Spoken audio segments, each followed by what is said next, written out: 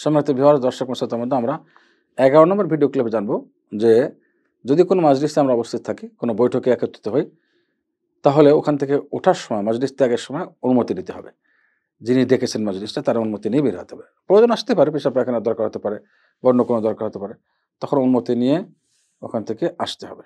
এটা হলো নিয়ম।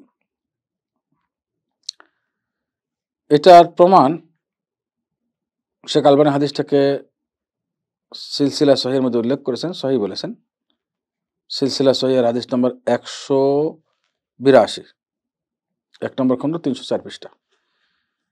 হাদিসটি হলো ওমর ইবনে খাত্তাব রাদিয়াল্লাহু তাআলা, ইবনে ওমর রাদিয়াল্লাহু তাআলা আনহু থেকে বর্ণিত। মহানবী সাল্লাল্লাহু আলাইহি ওয়াসাল্লাম বলেন যে তোমাদের মধ্যে কেউ যদি কারো কোনো ভাইয়ের জিয়ারত করে, তার সাক্ষাতে যায় তার সঙ্গে এবং তার কাছে বসে, তাহলে সে বৈঠক থেকে সে অনুমতি ছাড়া উঠবে না।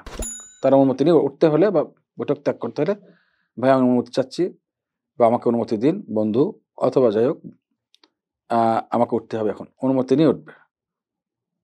এটা হলো ইসলামের আদব, ইসলামের নিয়ম। কারণ তিনি তার ওখানে গেছেন, তিনি মেহমান, অস্থায়ী মেহমান।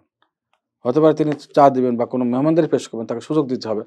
বা এমন হতে পারে যে তার আরও জরুরি কোনো কাজ রয়েছে, ওখানে যখন আপনি গেছেন, ঠিক আছে, তার সাক্ষাতের জন্য গেছেন, যাওয়াটা আপনার এখতিয়ার, কিন্তু আসাটা যিনি নাকি যার ঘরে গেছেন তার এখতিয়ার, অর্থাৎ ঘরের অধিবাসী যার কাছে গেছেন তার এখতিয়ার।